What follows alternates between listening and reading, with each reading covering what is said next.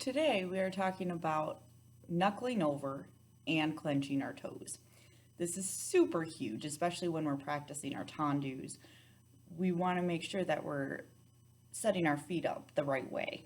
And if we knuckle over, that can either cause some damage to our feet or set us up improperly for when we go to do toe stands and our point work. Well, clenching can happen for multiple reasons. In our tendu scenario, sometimes it's because we're over stressing and trying to overthink the tendu, and so we fight really hard for that point and we tend to clench rather than lengthen.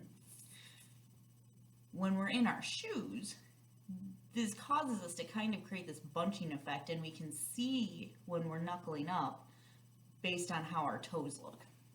To give you a different point of view, again, if we knuckle up and we clench, we don't get to lengthen our foot nearly as far as it should go, and it creates other adverse effects. And in our shoe, it creates this funky looking bulge.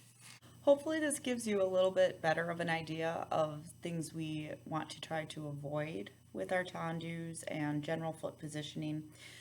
And if you have any questions, definitely feel free to comment in any of our videos, and we'd be more than happy to answer those questions. Or especially like when we're in class, feel free to bring that up, and that way we can clean up your footwork and make sure that you're dancing properly.